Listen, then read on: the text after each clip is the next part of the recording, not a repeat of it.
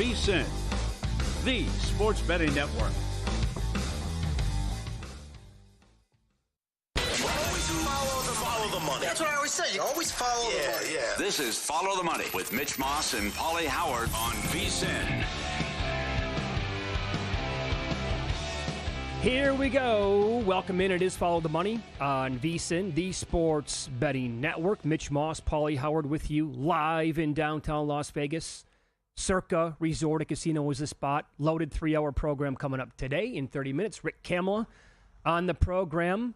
Longtime NBA guy. He is going to be very strong on Defensive Player of the Year when he pops on the program. Jeff Seeley off of a nice winner with Victor Hovland last week. His best bets for the Houston Open. Wes Reynolds on the Sweet 16, maybe a better two in golf as well. And Derek Stevens, what do they have planned for opening day, which we'll get to some of the numbers there coming up in 15 minutes. Did you see some of the line moves today, Paulie, in the Sweet 16? Duke up to now 9.5. Mm-hmm. They took money. Check that. I'm pretty confident that number's going to reach 10 at some point before tip-off. What do you think?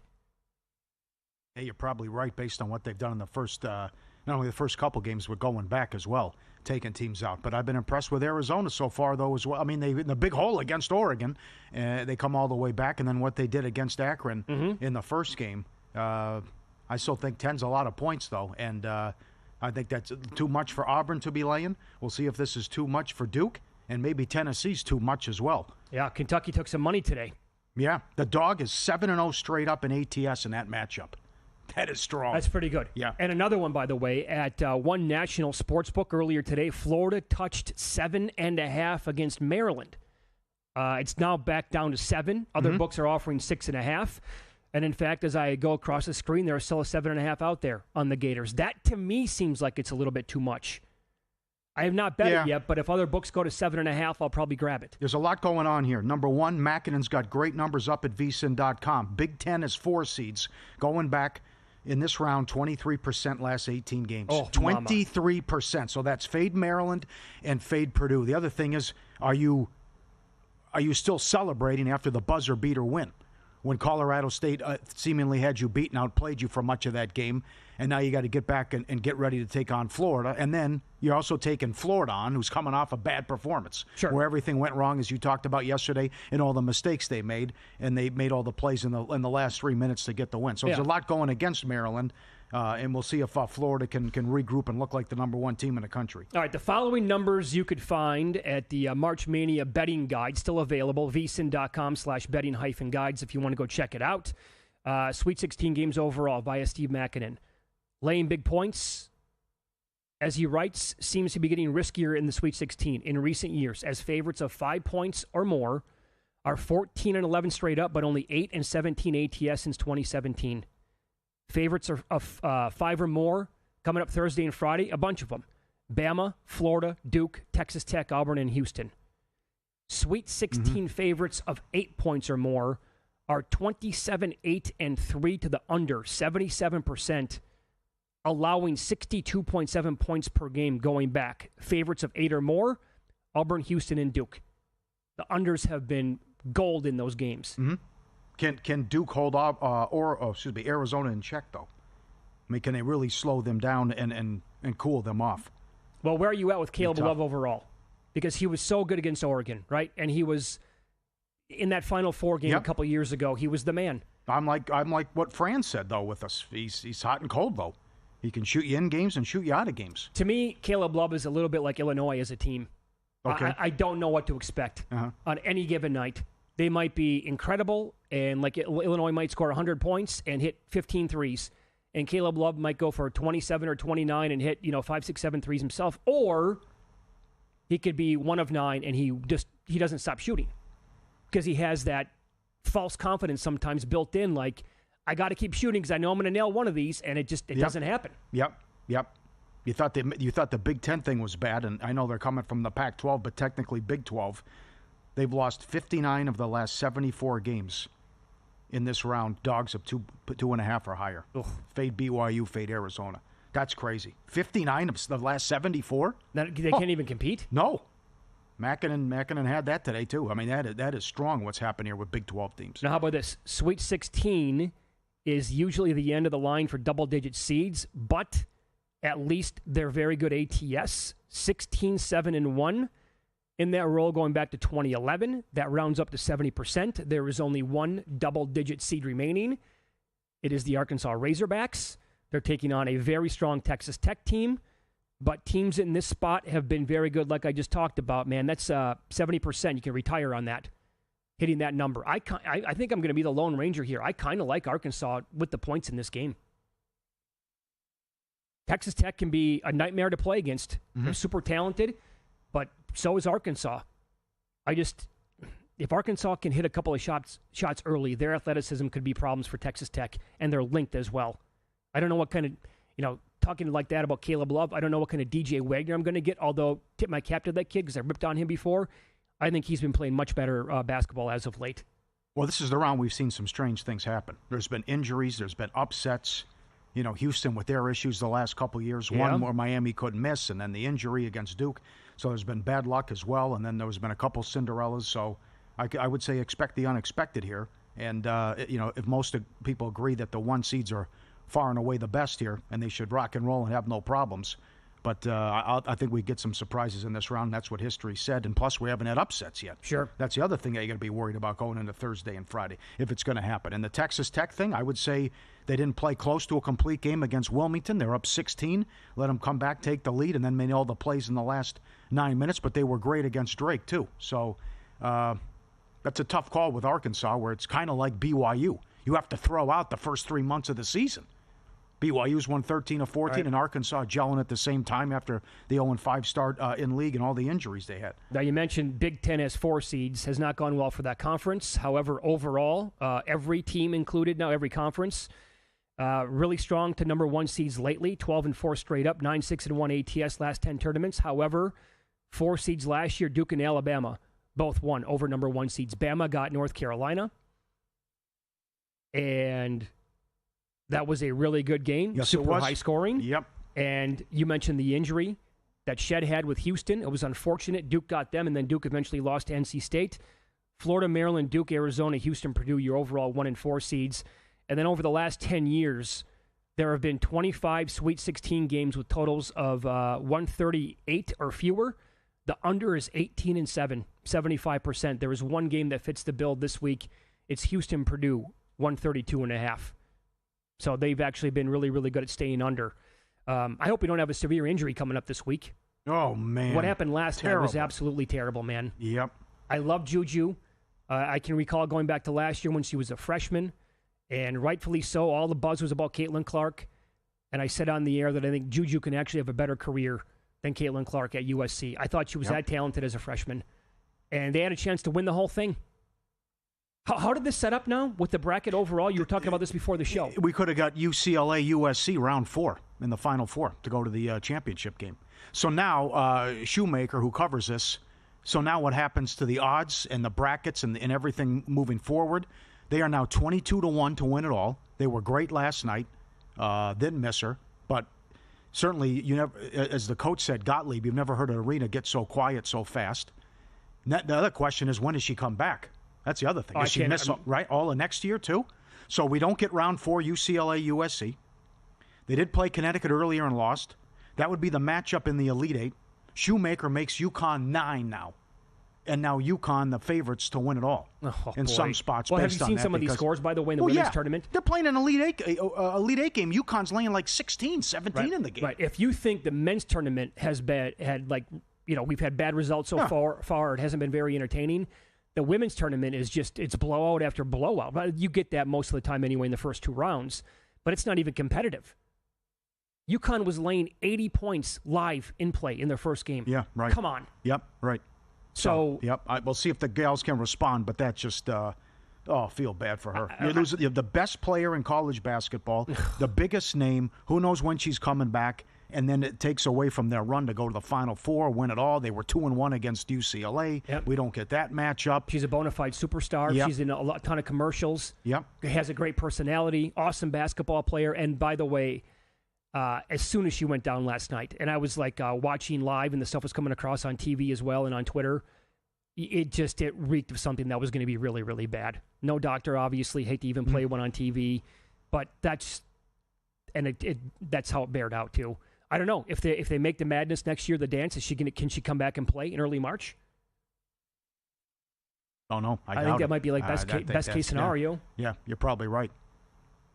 And now Mike Palm here at Circa, he's going to be on the program tomorrow. He's been praising UConn for weeks, saying that team's probably going to win the whole thing. And at the time, they were only like plus 350, but forget about it. Now they're like down to plus 180, I believe. Yep. Even though ahead of Texas and South Carolina, even though what they've done. Oh, and how UCLA. impressive they've been. Yes. Yeah, that's true. Yeah, right. Can't forget about UCLA. Yeah, you're right. Then there's a person sitting right there who had the picture right when she got hit and she starts to scream. And then when she goes down as well after, hitting knees, and they're right there, and it was the front page of ESPN.com to grab it and snap it right exactly. Oh, it buckled. The picture rather. That knee buckled so quickly, and she hit the ground almost like she was shot. Yeah. And then in all that pain, obviously getting carried off. So unfortunate. Yeah, the best player in the game. It's horrible. Mm-hmm. All right, let's follow the money here on VSiN. I would say at this point, Sweet 16, waiting for more 7.5s maybe to show on Maryland. That's going to be a grab for me, partially because I have Florida on huge futures. Maybe a little bit of a hedge there as well, but I also think that number is quite large. Market, though, betting Florida today, betting Duke today, these favorites. Kentucky's the one dog so far. Up next, opening day also set in Major League Baseball for Thursday. Great timing. Numbers are up. The whole board looks juicy to me, and some stunning numbers and predictions from ESPN Simulated Season we'll share coming up next.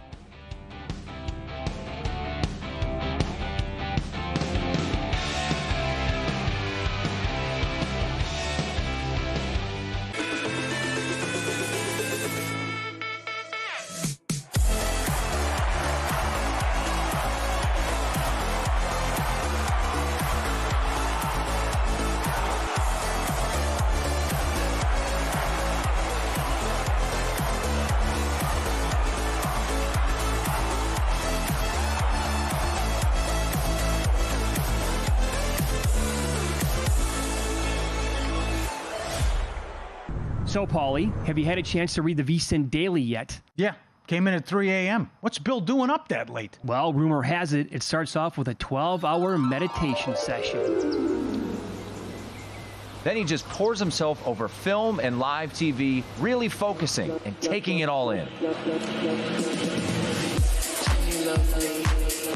Fills in with the biggest insiders, talking trade secrets, strategies, the whole nine, absorbing the info. And then and only then can the writing process begin.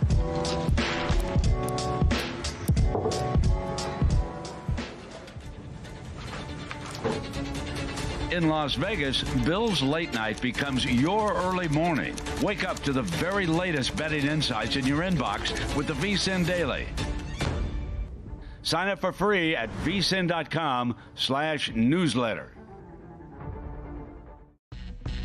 On the next A Numbers Game, Mark Borchard finally joins us just in time before the beginning of the 2025 Major League Baseball season. He's done all his research. He's got all his season-long thoughts in the nick of time. Plus JVT on the Sweet 16, Jason Weingarten from Under a Cloud of Smoke, and more college hoops with the boys from Three Man Weave. Looking forward to that as we go full-on college hoops heading into the home stretch. It's A Numbers Game, 10 a.m. Eastern, 7 a.m. Pacific, right here at VSiN, the Sports Betting Network.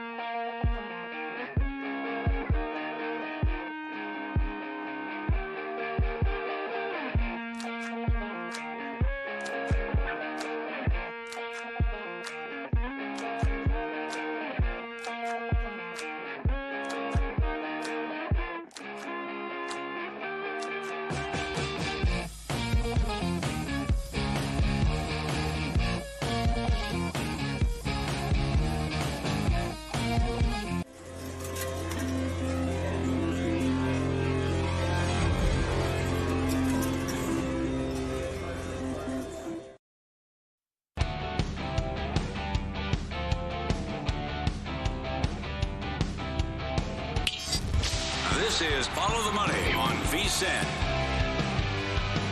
What do you think of the timing here, Paulie? Major League Baseball, full-blown opening day games on Thursday, the day of the Sweet 16. Good or bad idea? Bad idea. And then you don't have a lot of early starts.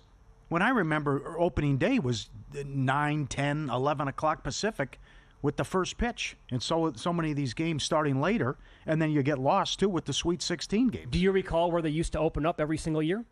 It was Cincinnati, right? You're correct. Yeah. Cincinnati would throw the first pitch of the entire league at home every single year. And I think it was like 12:05 Eastern Time, 9:05 Pacific. Here you go, guys. Yeah, right. It's opening day, Cincinnati. Let's go. Yeah. And now that day, speaking in terms of Pacific time now for our show, 2 games are starting at 12:05 that day. 11 games are starting at 1:05 or 1:10. Check that, 9.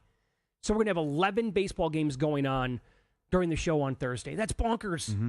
And obviously you're going to get a lot of stars in action.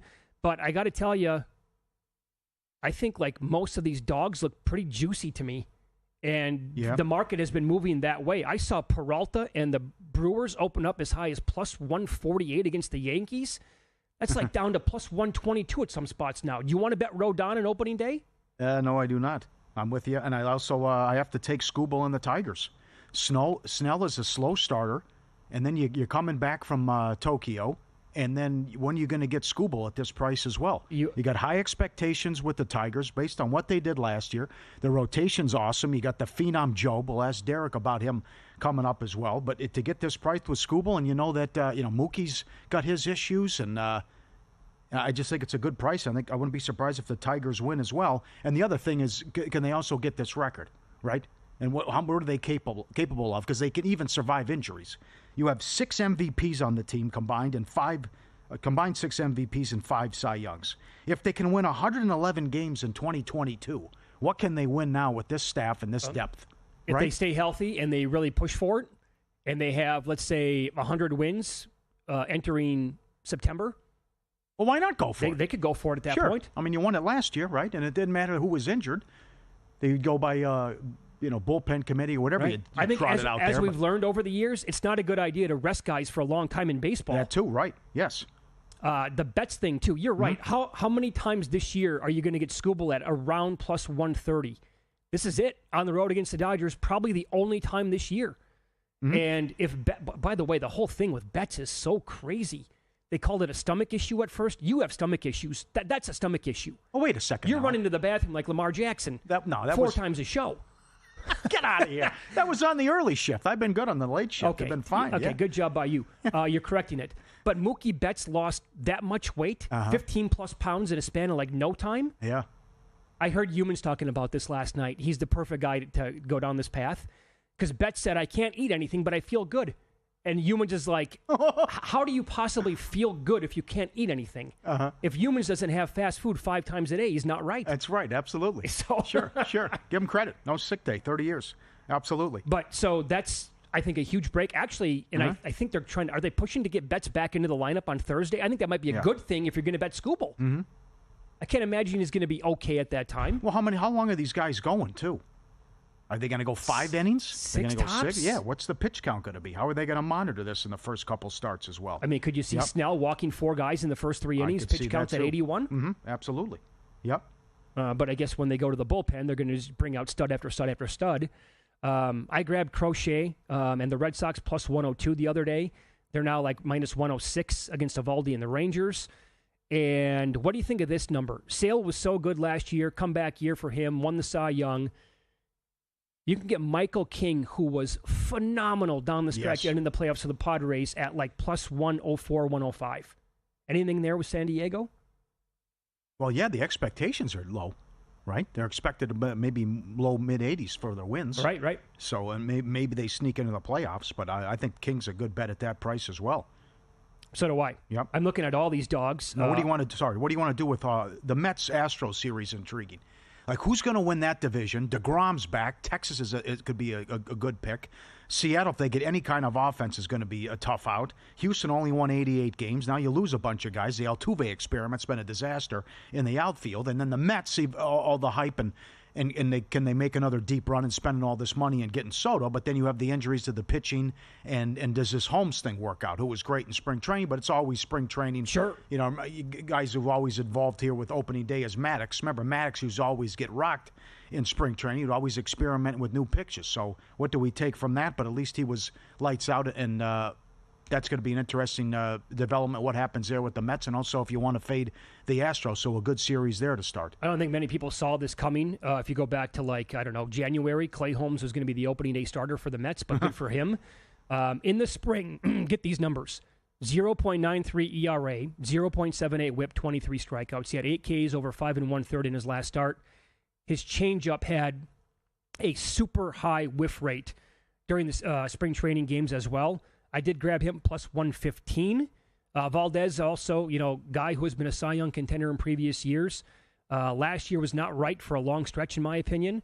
But again, the Mets might be awesome on offense as well with the addition of Soto and how they closed last year with some of the guys performing like they did. I just think plus 115 is a fantastic number in that game. And the other one is the Pirates at the Marlins. Yep. Skeens opening day. Sandy Alcantara is plus 135 in that neighborhood. Is that a big enough number to fade Paul Skeens? No, I don't want to go against Skeens. No way. His opening day K prop is 6.5. Oh, we're back doing this again. Well, but again, right. How many innings will he go? Yeah, I don't know. I don't have worries about him. He could get that early as well. You see the Marlins put a cruise ship in the outfield? I missed that. It shoots off fireworks, apparently. Dog and pony show. Unbelievable. How about this for an upset? I've actually been to that park. What'd you do? What are you doing there? We were in Miami. I don't think my wife had ever been to Miami when we visited. You went to a ball game? Let's go to game? Miami. So I'm like, yeah, they're in town. Yeah. So we went to a game. I remember paying at the time, this is like 10 years ago, at the time I paid $15 for a beer. I'm like, oh, okay, Miami. I guess you got to pay for that stand contract somehow. Yeah. And then that was the beginning of the end for beer prices. Like, okay, now they're $25 and I guess we're going to accept that as a society? Okay. Now how about this? ESPN put this out today. They simulated the season 25 times. I'll give you some outliers here. First of all, the rookie phenom for the Yankees, Jason Dominguez. This is like the best possible year, right? In their simulations, 305, 36 home runs, 111 RBI, 7.5 WAR. Well, if he puts up those numbers, not only will he win Rookie of the Year, he might be in line to win the MVP. Yeah, right. Ellie De La Cruz, a slash line of 288, 358, 580 for the Reds, 38 home runs, 45 stolen bases, 8.2 WAR. And if you told me right now those were going to be his numbers, I would not bet him to win the MVP. Because I think Ohtani will have better numbers than that. Brett Rooker for the Sacramento A's. 53 home runs, 128 RBIs, and his ceiling is the AL MVP. I did not bet him MVP, but I do have him 30-1 for most homers. If he hits 53, I think we can cash that ticket. One of the outlier years for Schwarber for the Phillies when they did this 25 run of simulation for the season, 60 home runs. Max Scherzer, absolute ceiling. I bet him most Ks and to win the Cy Young. Thumb problems lately. Hopefully they go away. Really? Yeah. What'd you do that for? Oh, he's been awesome in the spring. You think Scherzer can put up big numbers? What if he has a Chris Sale type? I got him 500-1 most Ks. Oh, okay. But 18-4, 2.85 ERA and a 4.3 WAR. He goes 18-4 with a 2.85 ERA. We might be humming there. Be dancing. All right. And then is this kind of a season? This is what they put out for Ohtani. 337, 56 home runs, 143 RBIs, and 11-3 on the mound, 3.49 ERA. I believe anything with him. Okay, all right. We've entered the Tyson zone with Ohtani, where there's always any story about Tyson back in the day. Yeah, sure, okay, but I believe it. That's possible. But with Ohtani's, yeah, okay, he can put up those numbers. Sure, he can do it. And that might actually be low when it's all said and done. If they want to pitch him, which I don't, they're not going to pump the gas on that. You know what I'm saying? Or put the pedal to the metal, I guess would be a better cliche to use. But maybe he gets out there and he starts 12 games this year. Or 15 games. Yeah, he can do it. You're ready to take sports betting to the next level? The Sharp Plays at sharpplays.com, your secret weapon. Since 2011, they've been building trusted relationships with major books and sports insiders worldwide. Daily updates on what top pro bettors and groups are wagering on. You're always ahead of the game, and they've launched a cutting-edge AI betting analyst that provides even more selections and reports. You can check out the Sharp Plays free content anytime. Get real-time betting action reports, alerts, and more through email. Explore all their records, online logs, right on the site, sharpplays.com. Join the team that's never had a losing year, sharpplays.com. Get all the insights, sharpplays.com. All right. I saw offshore today, Draymond Green as high as minus 160 to win Defensive Player of the Year. The whole thing's embarrassing and absurd. Steve Kerr, you know better. He's the best defensive player I've ever seen. You played with Pippen and Jordan, number one. I mean, man alive. Yep. So, crazy. They were a fringe playoff team and an afterthought. Nobody talked about them. They did nothing well outside of Steph Curry the entire year. Jimmy Butler gets there. Oh, suddenly Draymond Green's Defensive Player of the Year. Sure, you bet. So Rick Kamla, longtime NBA guy, strong opinion on this award. He has a long shot on the odds board, number 2 overall on his list.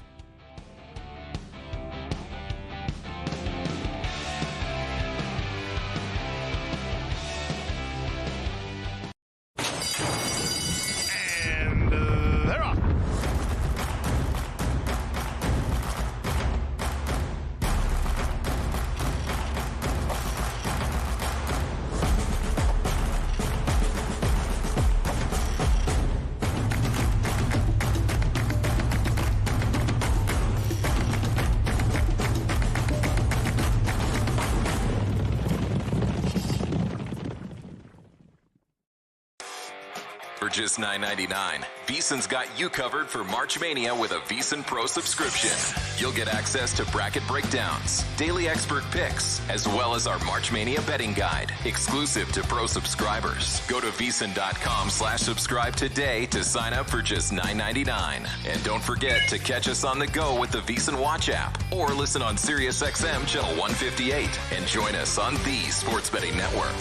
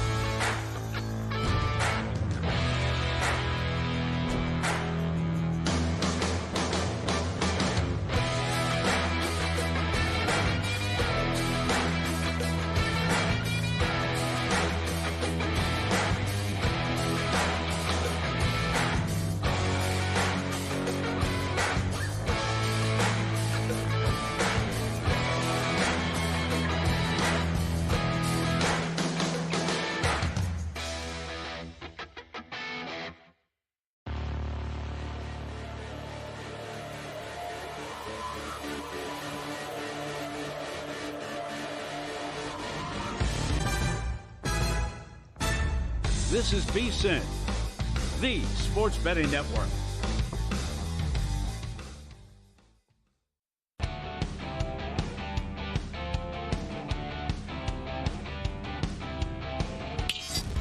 This is Follow the Money on VSiN. Welcome back. We're live in downtown Las Vegas. Circa Resort and Casino is the spot. This is going to be a fun conversation. Longtime NBA guy Rick Kamla joins the program now. You can follow him on X at Rick Kamla Sports. Also does a lot of writing and podcasts at sportsethos.com, and he is on the Progressive Guest Line. Rick, good afternoon. Thanks for the time today. How are you? It is my pleasure, fellas. What's going on? Well, there's a lot of debate going on right now with the Defensive Player of the Year award in the NBA. Draymond Green now, one offshore book is as high as minus 160 to win the award. We can't wrap our heads around it. Doesn't make any sense to us. You tweeted out the Kendrick Perkins video from last week saying when he was suggesting, why aren't more people talking about Shai Gilgeous-Alexander for Defensive Player of the Year? Still available in the betting markets, Rick, at like 150 or 200 to 1. You said he's second on my list overall. Go ahead. The floor is yours. Explain this. Fellas, great to be on the air with you. I believe Dyson Daniels is the Defensive Player of the Year, and I don't think it's close. He is doing historically crazy, nutty things in the steal department, and you can't sully this and say, he's gambling and he's out there stat chasing. No, he has completely transformed the Atlanta defense, okay? Guys, they were 28th in defensive rating last year. I checked it about a week ago. It's probably around this at this point, but they were 15th, okay? So, look, they had a Kongwu last year. They had Trae Young last year. They had a lot of the same guys last year. Dyson Daniels is the difference maker. He has transformed their defense. Hello, it's why they're kind of sort of winning. I mean, look at their schedule. Atlanta, I don't know, they're 7-3 in their last 10 or something like that, right? And this is after the trades that they made that everybody hated. So, he's impacting winning. He is doing historic stuff. And, he's also a most improved player of the year candidate, I think, also, but also on the fringe, right? But no, I think Dyson Daniels is the guy. And then quickly on SGA, guys, OKC is the most dominant, the best team in the league, even a little bit more so than Cleveland. Their defense is unbelievable. And when you look at the Dorts, the Carusos, the Cason Wallaces, the Isaiah Joes, all the guys, Chet, playing half the year, whatever, Hartenstein. The one mainstay every single night is Shai Gilgeous-Alexander, all right? He's averaging a block a game. He's at almost 2 steals per game, which is Michael Jordan-esque. And he's shutting dudes down. He's giving you 30 in the mouth on the offensive end. He's number 2 on my DPOY list for carrying that heavy load all year and just being statistically awesome defensively. His individual defensive rating is elite, and his team's defensive rating is elite. So, yeah, I got SGA number 2. Okay, great thoughts. I'm also with you on Daniels. It reminds me last year of Wembanyama. You can be an unbelievable defensive player, and the guys around you can be bad, and you can elevate guys around you as well. The other thing, are you annoyed? Are you shocked at what's happened here where Green is saying, I have to get it, and now he's come out of nowhere to become the favorite to coincide with Mobley's kind of being exposed on the West Coast road trip? What do you think of the not-so-humble Draymond Green now becoming the favorite after Golden State was a disappointment until they made the Butler trade? I think it's a bunch of garbage. I think it's media spin. I can't believe it's impacted the betting books. I'm incredibly disappointed to hear that. It should just be Draymond on his podcast or at the post-game podium pontificating about something. He has a lot of heady stuff to say, and he also has a lot of stupid stuff to say, okay? and I understand self-aggrandizing. I understand bandstanding for yourself, okay? I do. I'm not even really mad at Draymond Green for thinking he's the best defender in the league and should win the award, blah, blah, blah. That's what competitors are wired to think, right? I'm mad that people actually bought it and went in on it. And because, like you said, they were a rotting carcass of roadkill on Highway 19 down here in Clearwater, okay, until Jimmy Butler in the trade. And it think about this, guys, okay? The biggest thing that the Jimmy Butler trade did, it completely re-galvanized Steph Curry and Draymond Green. Yes. They filled up their gas tank because they were rotting. They were pissed. They were going through the motions on a mediocre team. Boom, the front office showed them how serious they are. Both of them became activated. So we're supposed to honor Draymond Green for a full body of work versus Dyson Daniels' full body of work. When Draymond kind of sort of half-assed the first, 60% of the season. Give me a break, guys. Yeah, well said. Excellent. I love your tweet today about Butler as well, because Butler has his return to Miami, and he's kind of saying, I'm always the problem. Wherever. This guy's incapable of being happy. And I guess you are the problem, because wherever you go, there's an issue, right? The worst thing is, guys, is he used to be the solution. Okay, he was that guy leading Miami, the little team that could, to 2 finals runs. Okay, the last one was unbelievably shocking. Nobody saw it. They rose out of the play-in tournament, went to the damn finals. Okay, and Jimmy Butler was, the main dude for that. All right, and then Jimmy Butler went Hollywood, guys. He got into TV, he got into movies, he got into commercials, and he went Hollywood. Okay, I don't have intel on this. This is a theory, but I'm very plugged into the situation, and I've seen other ball players fall prey to this as well. Pat Riley calls it the disease of me. Right. And that's why Jimmy Butler and Pat Riley were at odds. Jimmy Butler completely took 2 regular seasons off, guys. I talked to my Miami people. They tell me, no, he was hurt. I don't believe it, okay? I believe that he wanted to show up when the Lakers were in town and wanted to take every game against Charlotte and Sacramento off, okay? I believe that. That was the pattern that developed. So that ain't cool with Pat Riley. Right. I have said many times, Jimmy Butler broke Heat culture, okay? And it's still broken. They've lost 1 million games here. What they're 1-10 in their last 11 or whatever it is, okay? But it's always somebody else, okay? And so Jimmy Butler's too cool. He's gone Hollywood. I used to be a huge fan, and I don't dislike him. I'm just no longer a fan of his because I don't like the way he operates. All right. Rick Helm is our guest here on the Progressive Guest Line, sportsethos.com. You can follow him on X at Rick Helm Sports. Do you talk to voters across the league about what they're thinking, by the way, about Defensive Player of the Year? I have, and I hear a lot of Evan Mobley, and I frankly think he's a little bit overrated. I think he belongs in this conversation. And hold on, let me complete that sentence. I don't think he's overrated in general. I think he's overrated in this conversation. I love Evan Mobley. Who doesn't, right? But he has not done what Dyson Daniels has done. Dyson Daniels has transformed one of the worst defensive teams in league history into a solid defensive team. We need to honor that, guys. We need to honor 3 steals per game. I think you got to go back like 20 years, 30 years, 40 years, the last guy that averaged 3 steals per game. I don't have the numbers in front of me. It's a long time. Okay? Yeah, it's been a while. Usually a guy averages 2 steals per game and he leads the league in steals. Dyson Daniels is like, 2 steals? I have that at halftime. So, and look, Evan Mobley's a huge part of a big machine in Cleveland, right? They've got the core 4. They go like 5 deep outside of that. They got D, they got O, they got shooting, they got coaching, they got it all going on, okay? Dyson Daniels has single-handedly resurrected a crappy Hawks team, and I think we need to honor that. Yeah, well said. Yep. I think he can win MIP too.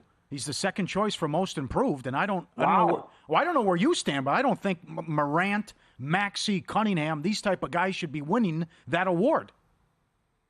I would very respectfully disagree with that because to me, and look, I used to have a different way of looking at most improved. It used to be very based on the pop, the first time a player popped, like he goes from 10 points to 19 points. You know what I mean? But and I still do look at it that way. But the way the voters think about this, guys, and you look at like the last 10 or 15 winners of most improved, it is the player who became a first-time All-Star and like transformed his identity as an NBA player. The year that Giannis won it, the year that Oladipo won it. Okay, you could go back through all the MIPs, not all the way back to the beginning, but over the last 10 to 15 years. And being a first-time All-Star and popping as a different dude than you've ever been is how and why you win MIP. Cade Cunningham checks both of those boxes better than anybody in the league. He would get my vote. All right, Rick, in about a minute here, who is the second best team in the Western Conference? Yeah, I ask that question all the time. It is a phenomenal question. I think it's the Denver Nuggets, guys. I think Jokic is going to get healthy. Murray is still healthy. Cross your fingers, Nugs fan. Aaron Gordon is healthy. Westbrook's kicking ass off their bench.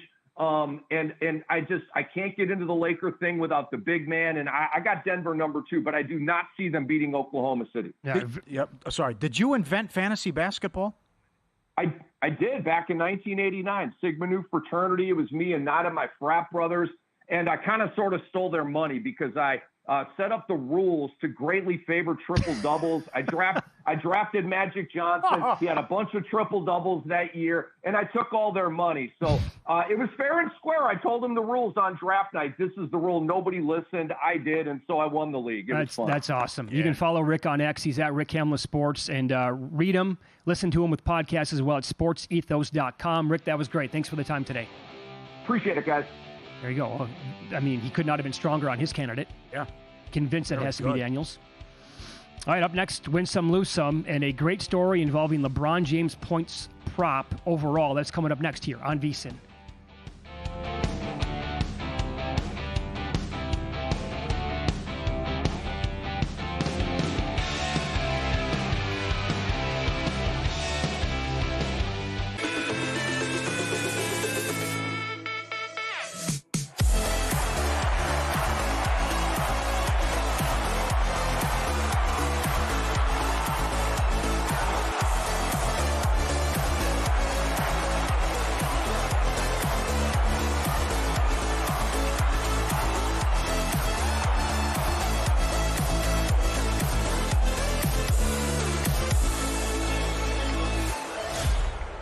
Join Matt Brown and Mike Somich on Ready, Set, Bet as they get you ready to make your bets for all the weekend games.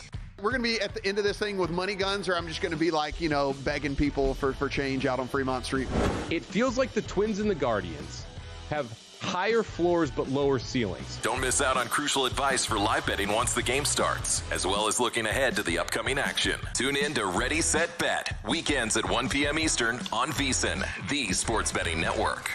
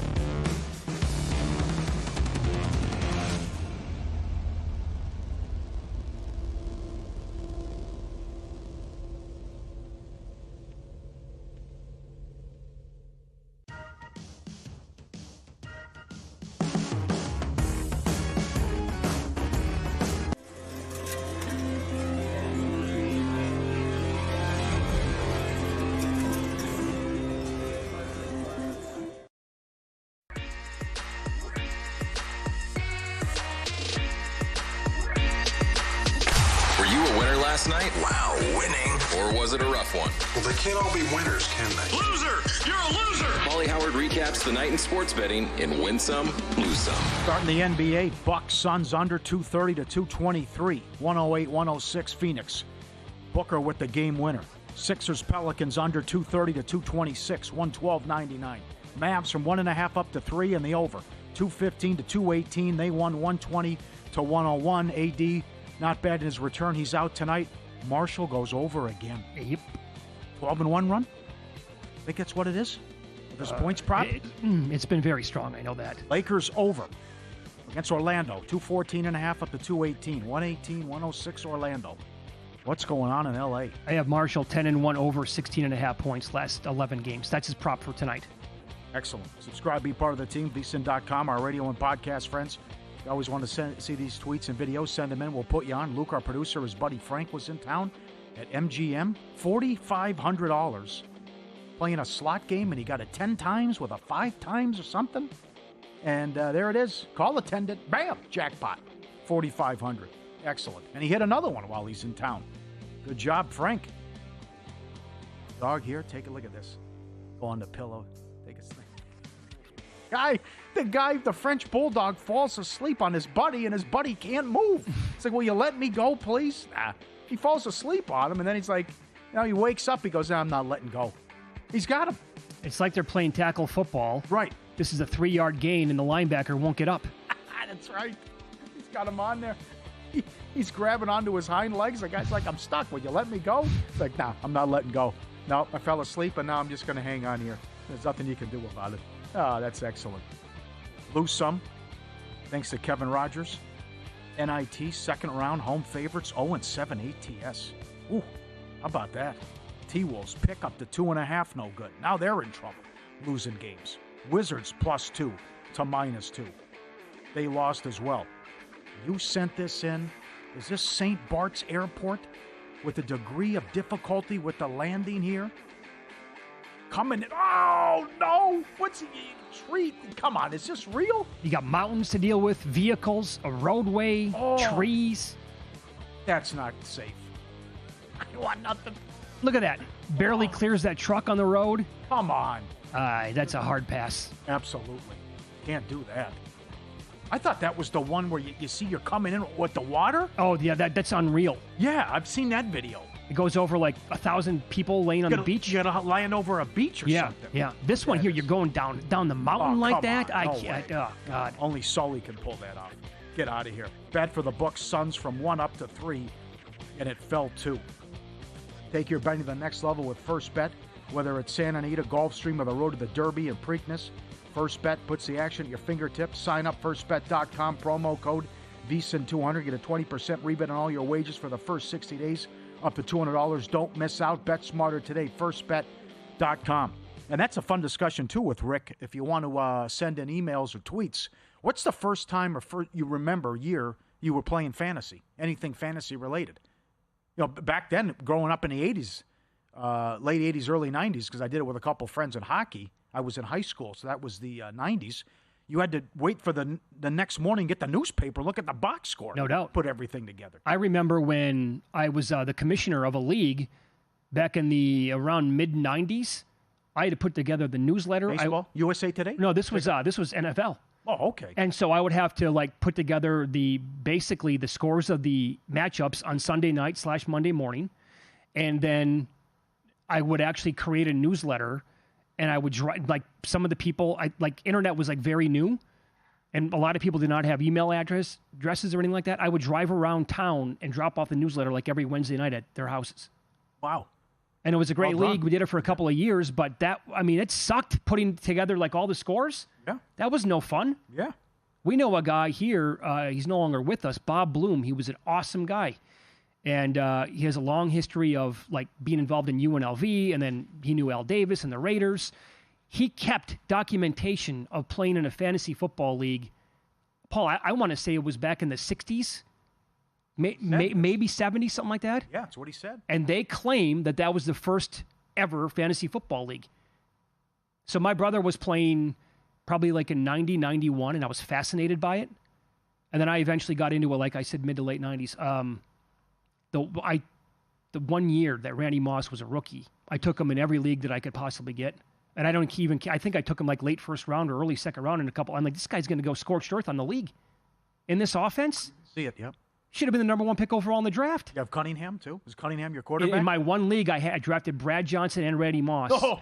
Johnson got hurt. Picked up Cunningham. Nobody else wanted Cunningham on the waivers. I did. I ran away with the league. How would you not that year? It's like Brady and Moss in 2007. That's right. You won the league. Incredible. Yep. Very good. Send them in. I'd like to know. Your first time playing fantasy.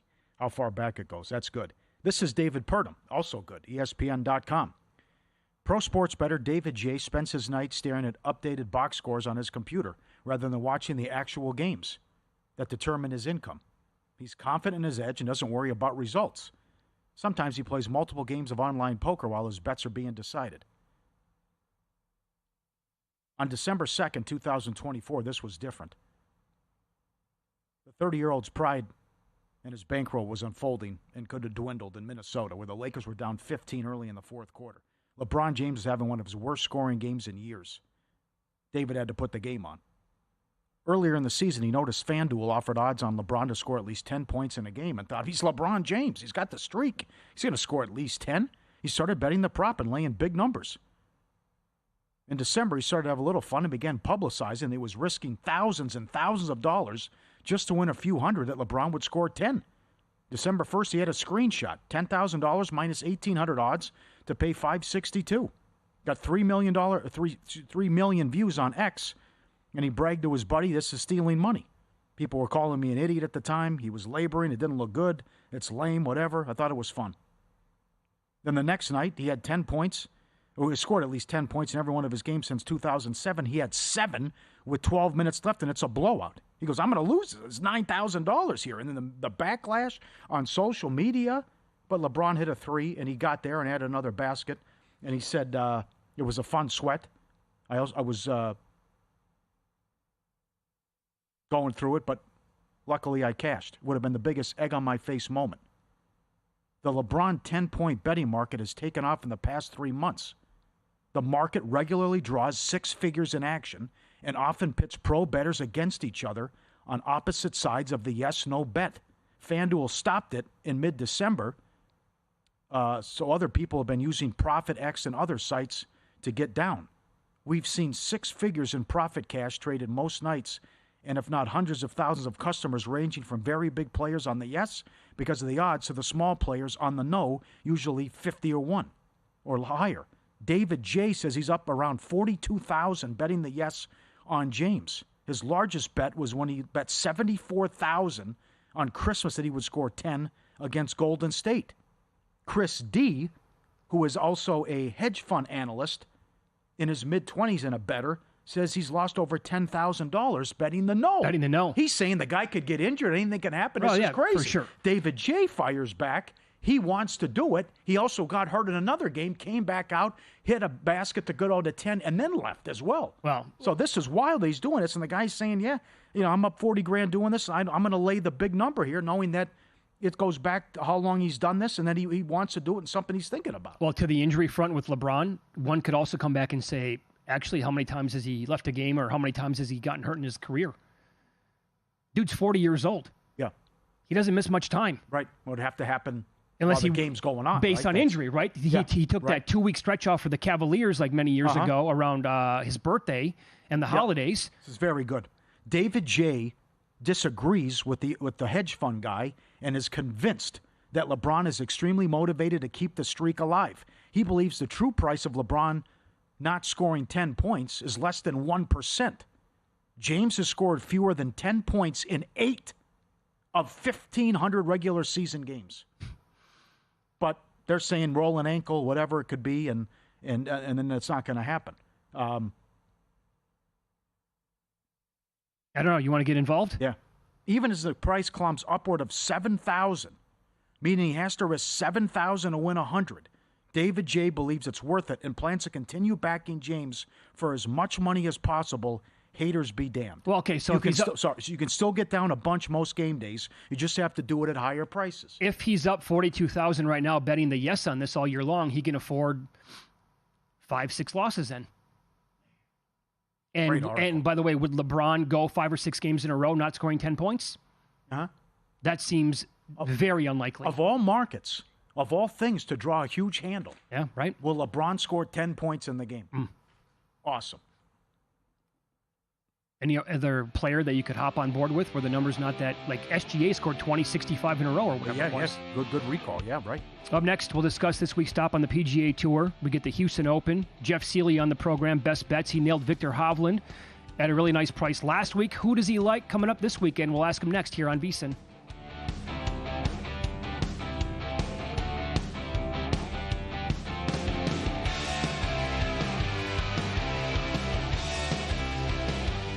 And we're out.